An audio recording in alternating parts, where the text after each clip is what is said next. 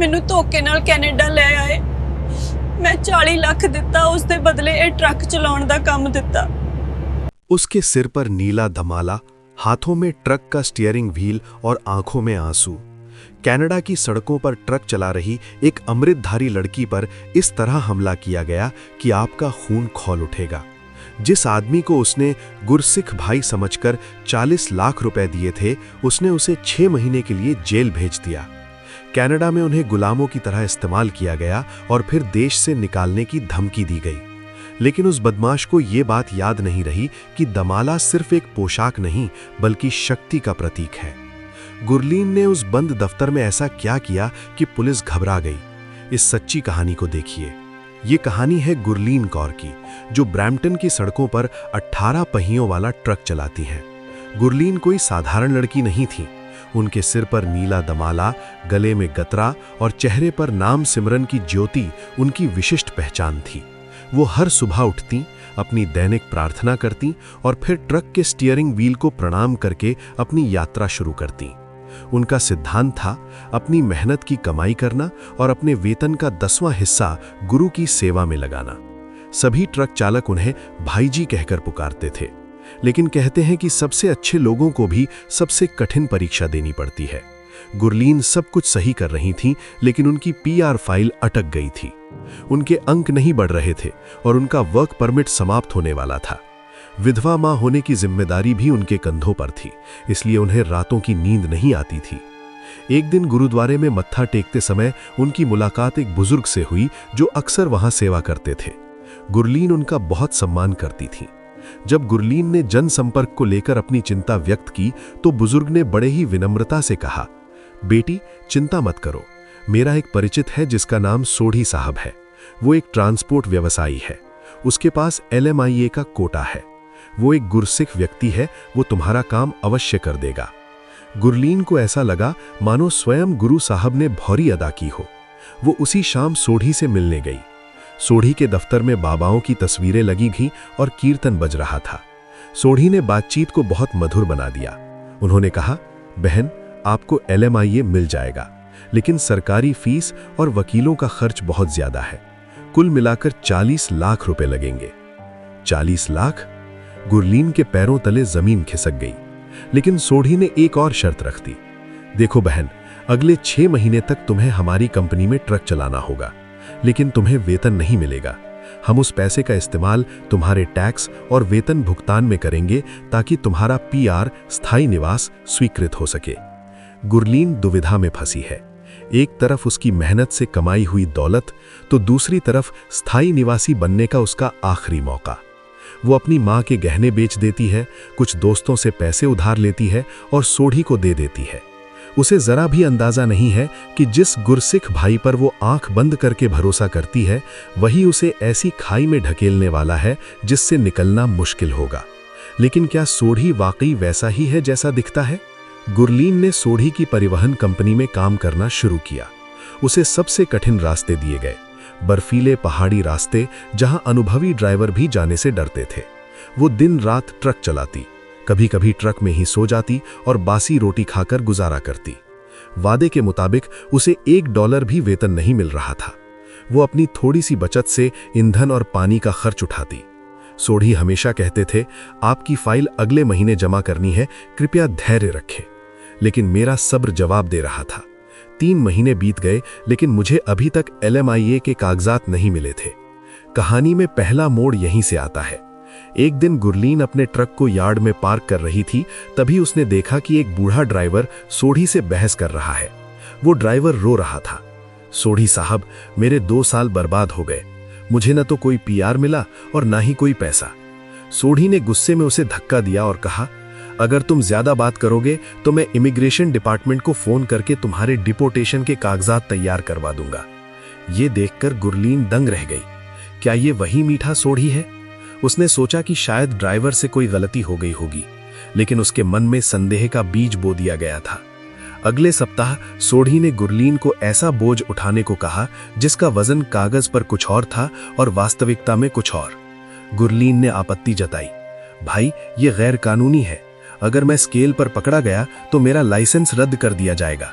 सोढ़ी हंसे, कुछ नहीं होता, आप बस कार बाहर निकाल लेते हैं। क्या आप पीआर लेना चाहते हैं या नहीं?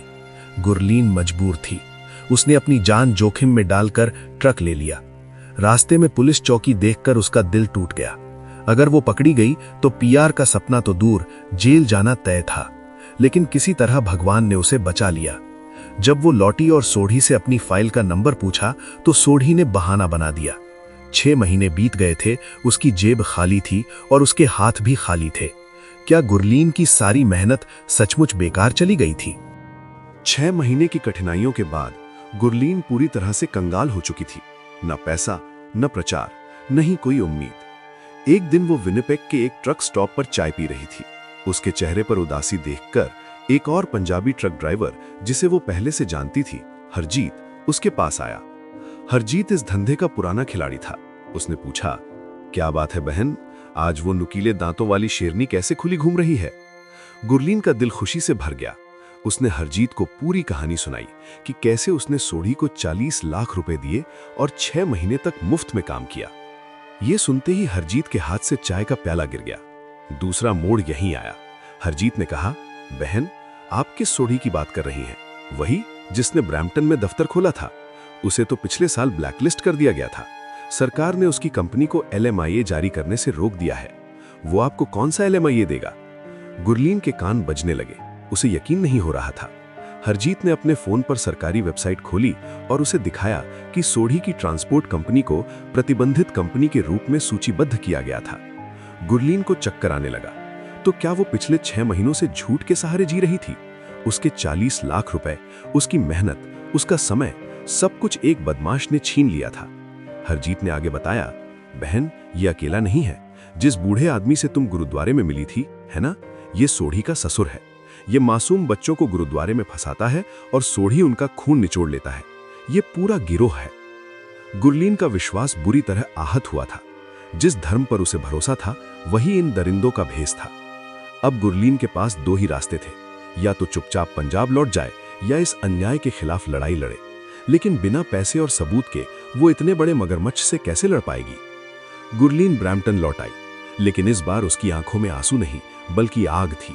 वो जानती थी कि सीधे टकराव से कुछ हासिल नहीं होगा, क्योंकि सोढ़ी के पास पैसा और ताकत थी। उसे सबूत चाहिए थे। उसने एक खतरनाक योजना बनाई। वो सोढ़ी के दफ्तर गई, लेकिन इस बार उसने अपने बैग में एक छोटा ब्लूटूथ माइक और एक फोन कैमरा छिपा रखा था। सोढ़ी दफ्तर में किसी की बात सुन रहा था। गुरलीन ने जाकर बहुत ही विनम्रता से कहा, भाई, मेरी फाइल का क्या हुआ? मुझे अपने घर से बहुत सारे फोन आ रहे हैं। सोढ़ी ने गुस्से से कहा, मैंने तुमसे कहा था कि धैर्य मत रखो, सरकारी काम में समय लगता है। गुरलीन ने बातचीत जारी रखी, लेकिन भाई, मैंने तुम्हें 40 लाख रुपए नगद दिए और 6 महीने बिना वेतन के काम किया। कम से कम मुझे कोई रसीद या सबूत तो दे दो। सोढ़ी को गुस्सा आया और उसने कहा, कौन सी रसीद? क्या नगद भुगतान की कोई रसीद है? और अगर आप ज्यादा शोर नहीं मचाएंगे तो मैंने आप जैसे कई ड्राइवरों को बिना पैसे के घर पहुंचाया है। LMIA खरीदना गैर कानूनी है। अगर आप पुलिस के पास गए तो आप भी पकड़े जाएंगे। मुझे परवाह नहीं, मेरे वकील यहाँ है। तीसरा मोड़ यह था कि सोढ़ी ने गुस्से में सब कुछ कबूल कर लिया था। उसने स्वीकार किया कि उसने पैसे लिए थे और वो जानता था कि यह गैर कानूनी था। गुरलीन का दिल तेजी से धड़क रहा था। पूरी बातचीत रिकॉर्ड हो चुकी थी, लेकिन अचानक सोढ़ी की नजर गुरलीन के फोन की रोशनी पर पड़ी, जो दमाले के पास हल्की सी चमक रही थी। सोढ़ी अपनी कुर्सी से उठ खड़ा हुआ। क्या आप रिकॉर्डिंग कर रहे थे? उसने अपने गुंडों को आवाज दी। कमरे का दरवाजा बंद हो गया। गुरलीन अकेली थी और उसके सामने 3 गुस्से में भरे आदमी खड़े थे। क्या गुरलीन सबूत लेकर भाग पाएगी या उसका भी वही हाल होगा जो बाकी ड्राइवरों का हुआ? सोढ़ी के आदमी गुरलीन की ओर दौड़े, लेकिन वे भूल गए थे कि वो एक सिख लड़की है। गुरलीन ने झट से एक गुंडे के चेहरे पर गर्म चाय का प्याला फेंक दिया और दूसरे को धक्का देकर दरवाजे की ओर भागी। उसने जल्दी से दरवाजा खोला और बाहर पार्किंग में भागी, जहां उसकी ट्रक खड़ी थी। वे ट्रक में बैठ गई और दरवाजे बंद कर लिए। सोढ़ी के आदमी शीशा तोड़ने की कोशिश कर रहे थे। गुरलीन ने तुरंत 911 पर कॉल की और अपने सभी सोशल मीडिया ग्रुप्स पर रिकॉर्डिंग भी वायरल कर दी। पुलिस के आने तक गुरलीन ने हार नहीं मानी। पुलिस के आने पर गुरलीन ने रिकॉर्डिंग सुनाई। सबूत इतने पुख्ता थे कि पुलिस को सोढ़ी को मौके पर ही हथकड़ी लगानी पड़ी। वीडियो सोशल मीडिया पर वायरल होते ही हजारों पंजाबी गुरलीन के समर्थन में खड़े हो गए। गुरुद्वारे में धोखाधड़ी करने वाले उस बुजुर्ग को भी संगत ने पकड़ लिया और पुलिस के हवाले कर दिया। सोढ़ी की कंपनी को सील कर दिया गया। चूंकि गुरलीन ने एक बड़े घोटाले का पर्दाफाश किया था और वो मानव तस्करी और शोषण की शिकार थी, इसलिए कनाडा सरकार ने उसे धोखाधड़ी की शिकार की श्रेणी के तहत खुला वर्क परमिट दिया और उसके पीआर प्रक्रिया को तेज कर दिया। आज गुरलीन अपनी मेहनत का फल पा रही हैं। भले ही उन्हें अपनी पूरी रकम न मिली हो, लेकिन उन्होंने जो सम्मान अर्जित किया है वो करोड़ों से भी अधिक मूल्यवान है। उन्होंने साबित कर दिया है कि दमाला सिर्फ एक पोशाक नहीं, बल्कि अत्याचार के खिलाफ लड़ने की शक्ति है।